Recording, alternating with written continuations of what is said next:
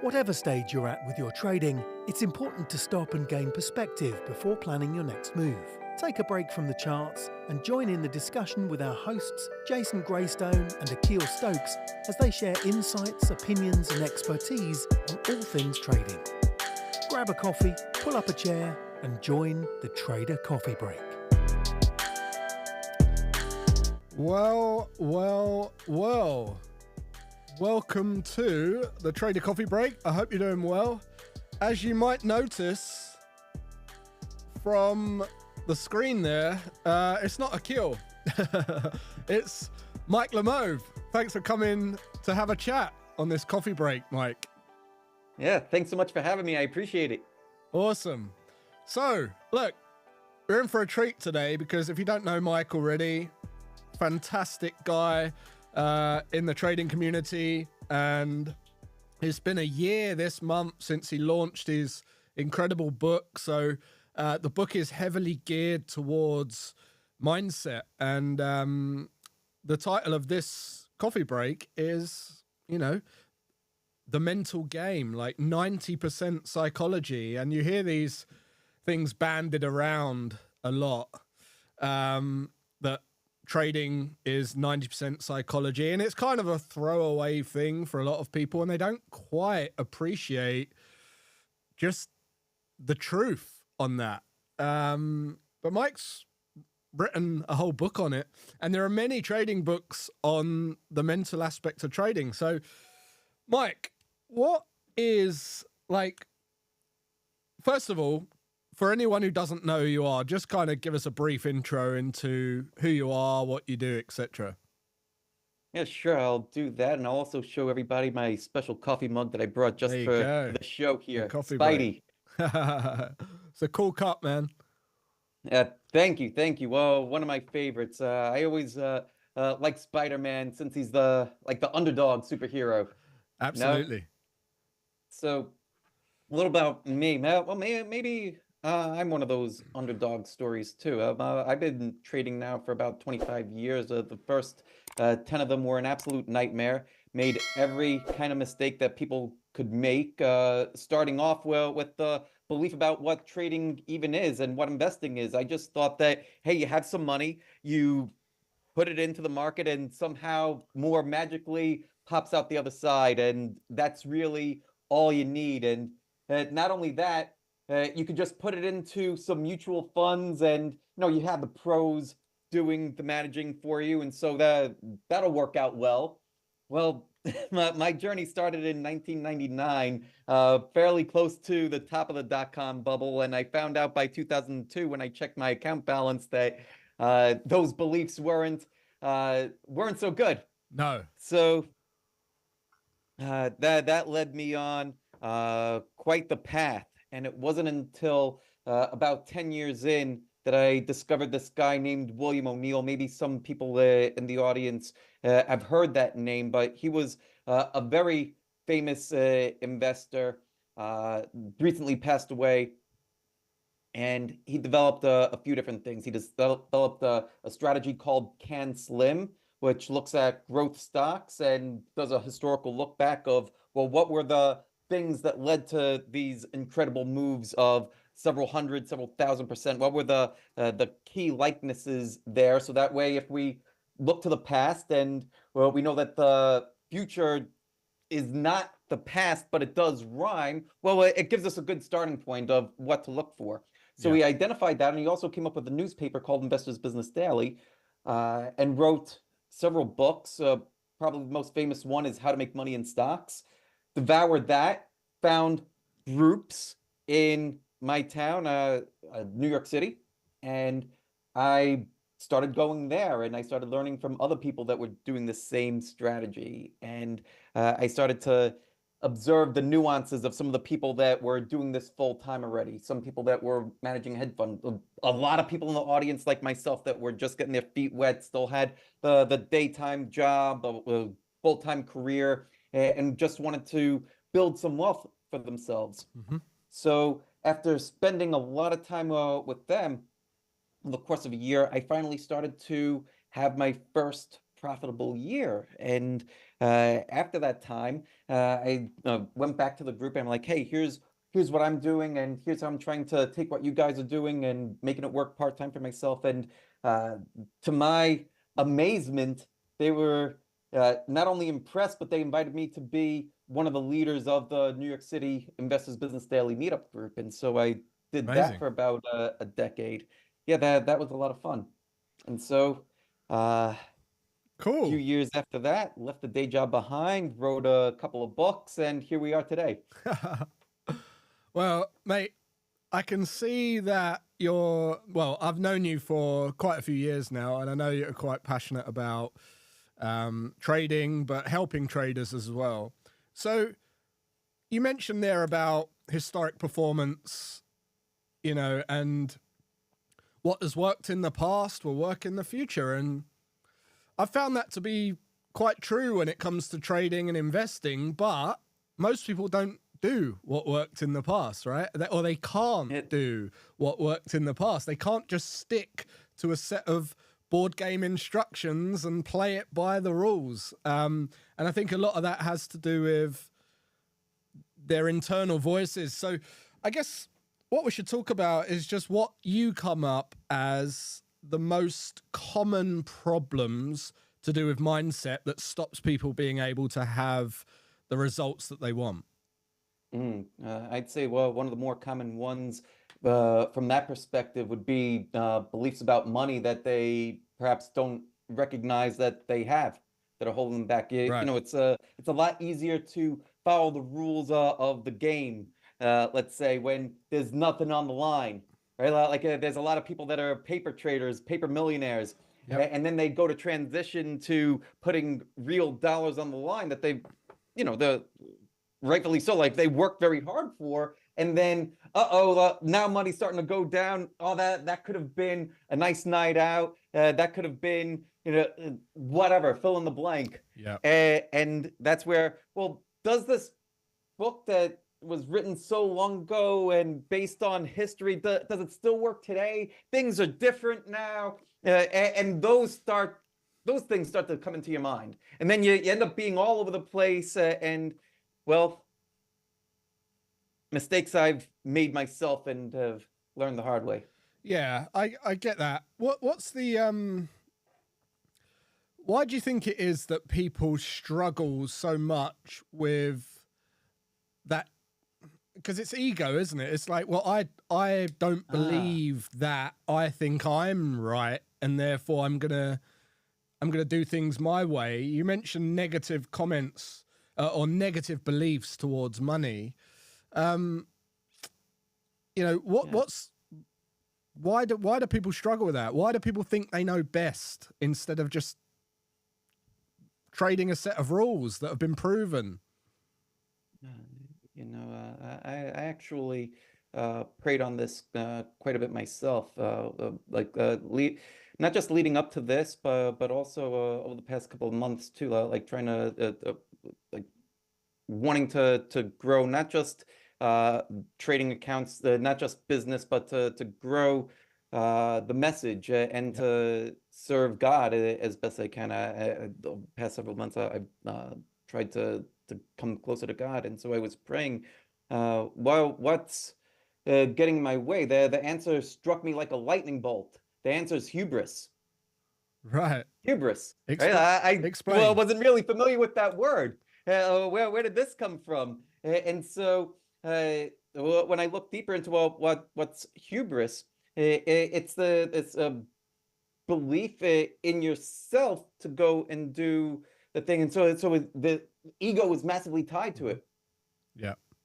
So when we are more focused on ourselves and tying ego into the need to be right, let's say, or the need to succeed, or whatever it is, trying to do things on our own, that's where we could often run into a wide variety of problems.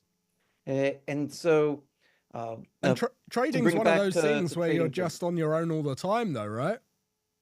Well, you are, but you're not. You could be on your own in trading from the perspective of, okay, I'm sitting at a desk, there's four walls around me, nobody else is sitting in the room with me. But well, what's your process?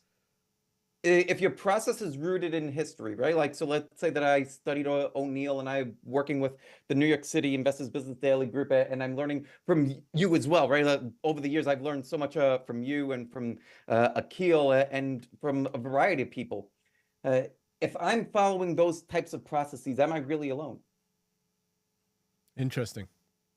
But when it comes to it, in terms of making mistakes or breaking a set of rules, you've always got this lack of discipline because no one's watching you. Like, no one really cares, I guess, is what I'm trying to say.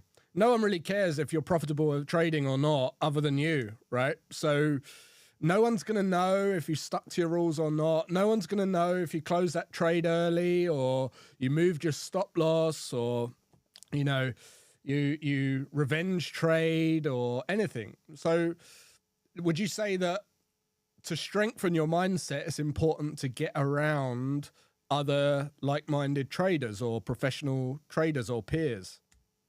I think it's a great shortcut. Sure. Your environment matters quite a bit. I think that we all, myself included, need to continuously work on improving our environments. The people that we have in our life, the people that we are listening to, social media, the books that we're reading, all of it plays a large role in the four walls of our mental mind. Yeah, definitely. So how do traders develop a mindset then? Like, what's the key to developing a strong mindset in trading? Perseverance, I think, right? So you're not just going to get it on day one. So perhaps part of it is first setting the table, understanding that you're getting into something that, yeah, this is not just to make a couple of quick bucks, right? If you're looking to make a couple of quick bucks, you know, there's much better ways to do it than the market. Yeah. The market, and I heard you say this on, I think I saw it on an Instagram story or a reel or something that you said that the market is a fantastic place to grow money. Yeah. Not to make money, but to grow money. I thought that was such a great soundbite, like perfectly, like beautifully simplistic, and I couldn't agree more. Yeah, yeah. But people come into the market from, or they come into trading or the world of trading from this social media platform that has almost become a stage of glamorizing the byproduct, the end result, and people think it's quick. People think that you can do it easily because there's some kid with a hired Lamborghini and, you know, all the Rolex and everything. And they think that, well, that kid has earned money trading. He hasn't actually, you know, it's not a wealth accumulation strategy for them. It's a money-making strategy, when in actual fact, if you go into it with that mindset, it's almost like a flaw. It's almost like you're already setting yourself up to fail, because trading something that, like you said, it needs perseverance.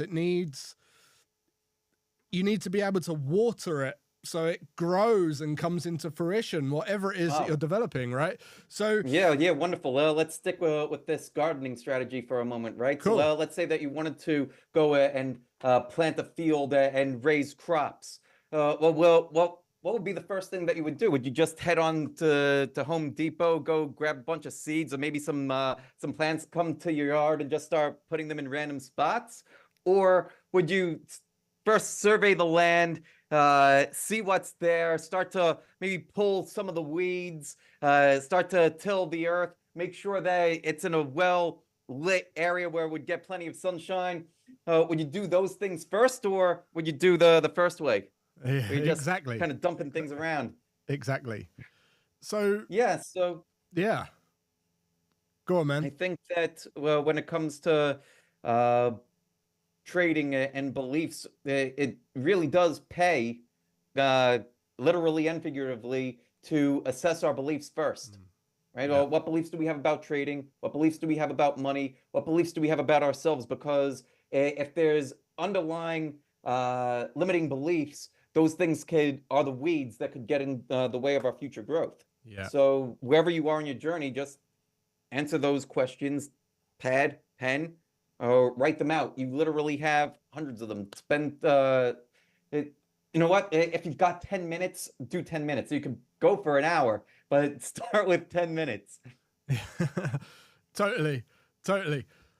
I think the biggest problem we have with trying to kind of preach to the unconverted is, again, it kind of comes back to ego, where that might be the case for most people, but that's not me. That's not going to happen to me. And it's kind of like when you tell your kid not to touch that because it's hot, and if you touch it, you're going to burn yourself and it's going to be painful. And they're like, nah, they have to touch it. They have to get near it to feel the pain, to then learn the lesson. And I think a great book for traders is Mark Douglas, Trading in the Zone. But again, you can't really appreciate that book if you're just coming into trading, because he talks about all the pains that you've not experienced, maybe if you're new to it. So you can't really believe it or even buy into it, because it's like telling the kid, don't touch that, it's hot. Well, they're like, well, I'll be fine. So it's almost like traders have to go through pain. They have to experience it. I don't think that you can actually theoretically give someone some advice on mindset and they stick with it. I don't believe. Have you found that?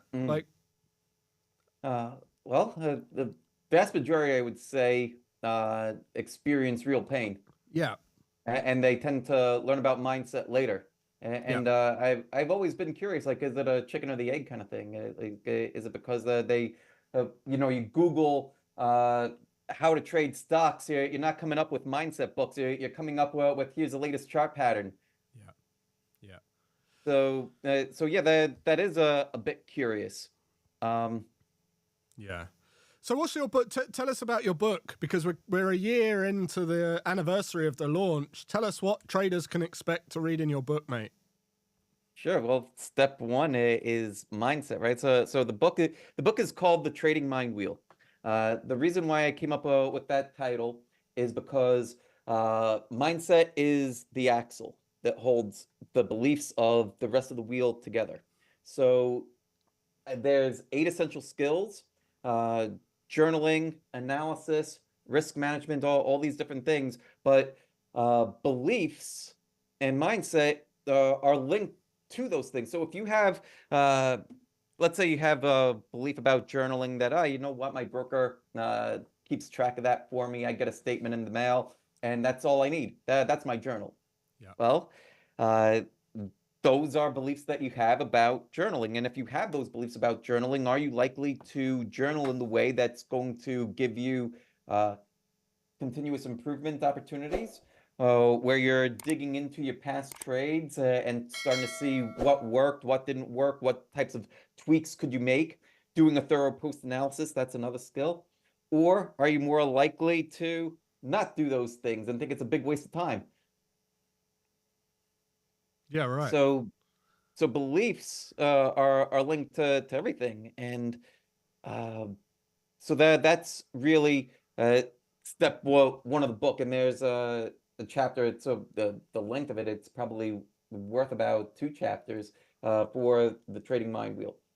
Awesome. Then I talk about the other 8 essential skills that are needed for trading, and the reason why I even wrote this book or even thought to write this book was because there was so much that I learned, not just from O'Neill, but from other people that I mentioned before, some of them like Mark Douglas, Van Tharp, Mark Minervini, people that if you've read Jack Schwager's Market Wizard series, you probably have heard at least a few of these names. And all those books are fantastic, and I'm learning different things from different people. But I had to go to different sources to learn about mindset. I had to go to different sources to learn about journaling and risk management, post-analysis, how to do back testing, right? That was something that always scared me. Backtesting, well, do I need to learn software or how to code or those kinds of things?